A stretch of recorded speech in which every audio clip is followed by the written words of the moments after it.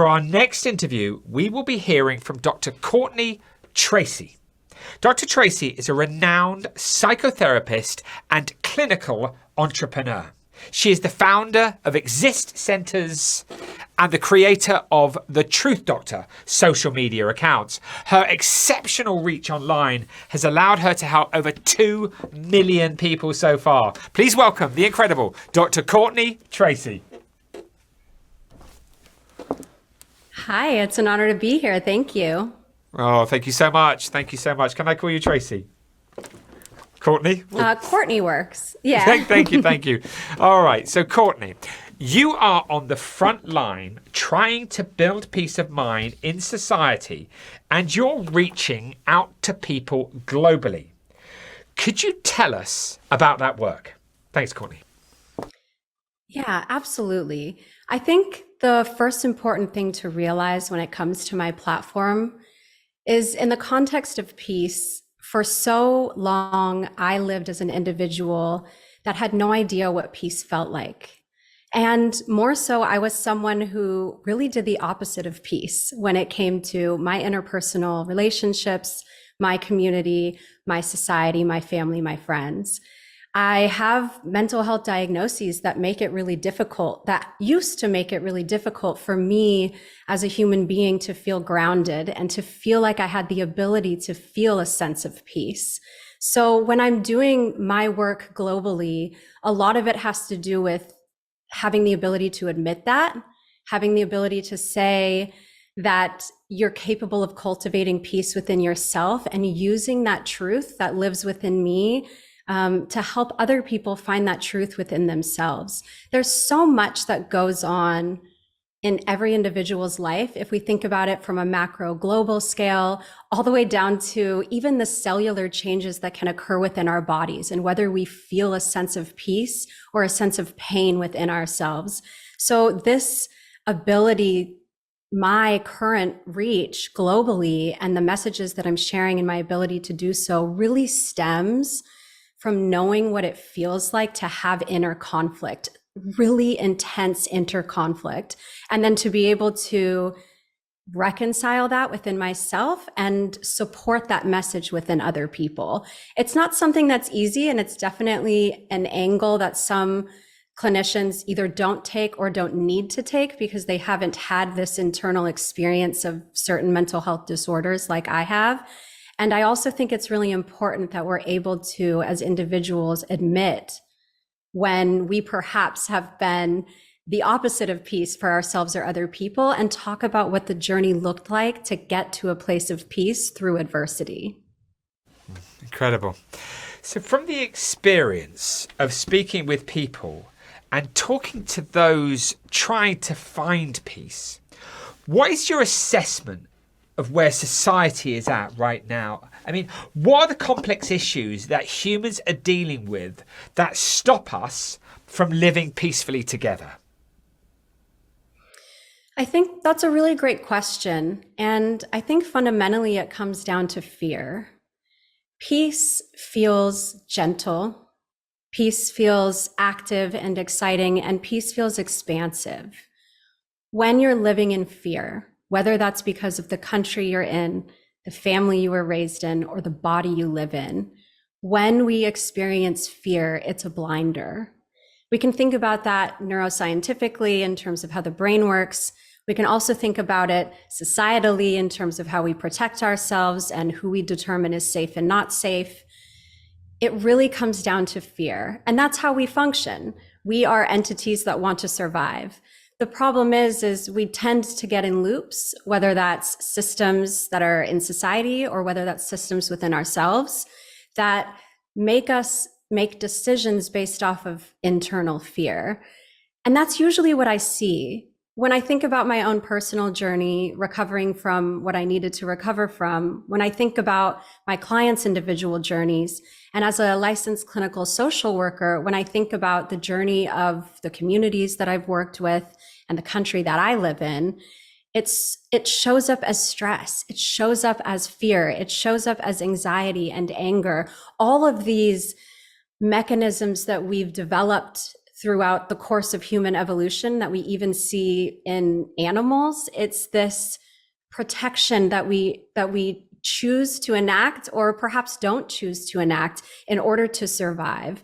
And unfortunately, that's a lot of the ways that our systems function. And when you think about the true ability to survive, peace plays a large role in that. Being able to have comfort and safety and connection and unity and equality, and having at least, at minimum, our basic human needs met, which include things like connection and creativity. When the only way that we're able to initiate these feelings of peace within ourselves are to address the ways that we are told we need to act to survive, whether that's what our brain tells us or what our conditioning has told us. It's about undoing. It's about looking at all the experiences that we've had, either as an individual, as a community, or as a country, and seeing, where did we choose to act through fear? Where were we forced to act through fear? And how can we then move from those patterns and that conditioning to a better state? And by better state, it doesn't even necessarily have to mean peace, but it can mean non-fear, or non-acting through the feeling of fear, and becoming aware of what it is that's really causing your behaviors and making you make your choices. So it's not that peace is the opposite of fear, or fear is the opposite of peace, but fear can so often be a barrier to even taking the first step towards peace, internally or externally. Thank you, Courtney. Thank you. Amazing. Absolutely incredible. I mean, what next steps need to be taken to move society forward where peace building and peace of mind is high on the agenda? I think when it comes to finding peace of mind, it's realizing that it starts within yourself. And if it doesn't start within yourself, then it starts in acknowledging that others deserve peace of mind. When I think about the work that I do, and I primarily work with people who experience substance use disorders combined with mental health disorders. So these are people who have so much stress, anxiety, or trauma, or lack of identity, that they then choose to mask those feelings with substances. And when I think about what happens systemically and societally, it's a very similar pattern. It's an inability, consciously or unconsciously, to say, here's what's wrong and here's what I need. Everyone deserves peace of mind, yet we often forget that we deserve it, and so then we forget that others deserve it. On the path that I've been on for the past 3 years, when it comes to sharing my truth with the world, I cannot tell you how many messages I have received of people saying, just you being able to share your reality and then what you needed to change that reality, it's given me the ability to say, this is my reality and this is how I need to change it. We're so afraid to tell the truth about how we're feeling and what we need. And that creates a lack of peace within ourselves. It detaches us from who we really are. And in turn, that detaches us from who the people are that are around us and what we all need. When people share their truth, they're often deemed the word vulnerable. It's so vulnerable of you to have shared what you've shared. People hear that all the time. But the definition of vulnerability is to be at risk of being harmed physically or psychologically. So when people do tell their truth, they're at risk right now in society and in the world. When they say, I'm not well, or I need something, anything, to feel that sense of lack can be so overwhelming. So when I think about what the next steps are for individuals or for society, it really is being able to tell the truth without fear of being harmed. But again, that word fear comes up. And so we have to think, how do we eliminate the fear within ourselves and the fear within other people? And part of that is realizing and asking ourselves, do we play a role in people being afraid to tell the truth so they can live their true selves and therefore lead that pathway towards more peace within themselves and other people? it's not only that we want to cultivate peace within ourselves, we also have to ask ourselves, is there any way that I am reducing the possibility of peace in other people's lives? And that's a lot of what my work was. And I think that even if we feel as though we're only someone that's progressing ourselves in the world forward, it's always important to stop and reflect, because we get on autopilot. Our brains are meant to do that. We absorb so much and do so much in a day, we can't be conscious of all of it. What we can do is be conscious that we aren't fully conscious and ask ourselves, am I standing in the way of myself or others? And if so, how? And what do I need to then change to, like I mentioned in the beginning of this interview, move away from potential fear-based behaviors towards more peace-building behaviors? Well, thank you. So do you believe that positive change is possible? That we can build peace together? And if so, what have you seen that's inspired you to believe that? It's absolutely possible. I think if it wasn't possible, I wouldn't be having this interview with you today as a human being who's personally gone through this journey. But I've also worked with hundreds and spoken to thousands of human beings around the world who have gone through this transformation themselves. It is so possible. And I think, when I say that, it sounds like, okay, you're saying it's so possible, but it's usually not possible in the way that we think it is. It's usually not that one day, similar to therapy, we wake up and all of a sudden we feel peaceful. All of a sudden we are going to act different and treat people different. No, it takes such a significant amount of work. And sometimes it takes acknowledging that maybe you won't always feel the most peaceful. Even if you're on a positive journey, maybe you won't always act the most peaceful, because we are human beings. But what we can do is redirect ourselves, recenter ourselves, and redirect ourselves through our morals, through our values, through our goals and our objectives consciously to make that change.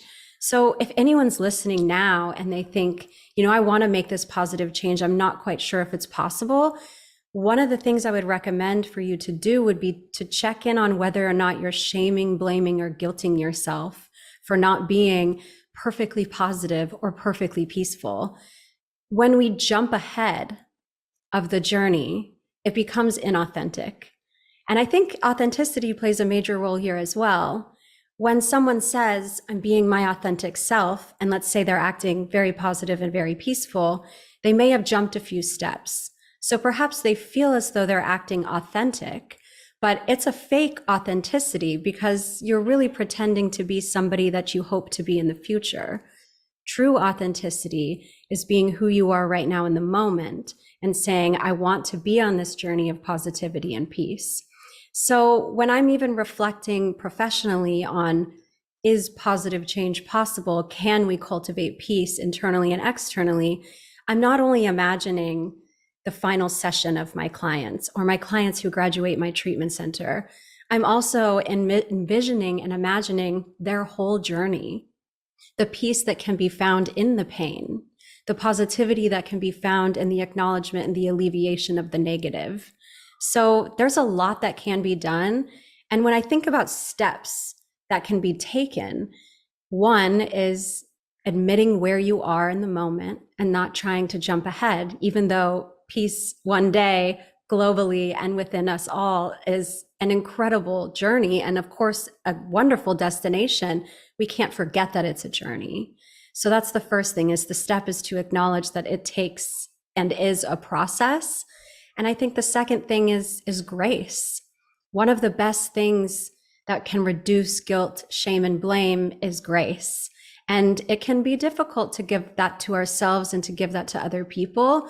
But even in the therapeutic context, the therapist is meant to give the client grace, right? As though it's our duty and our role, and it is. But therapists are also human beings, and that grace is given as a choice. in the profession.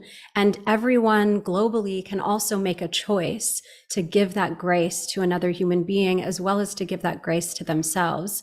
So the steps vary, right? Are we doing peace within ourselves? Are we cultivating peace in our society? The steps themselves are different, but on a fundamental level, it's allowing grace and time and acknowledging where you're starting from and allowing yourself to be conscious throughout that whole experience.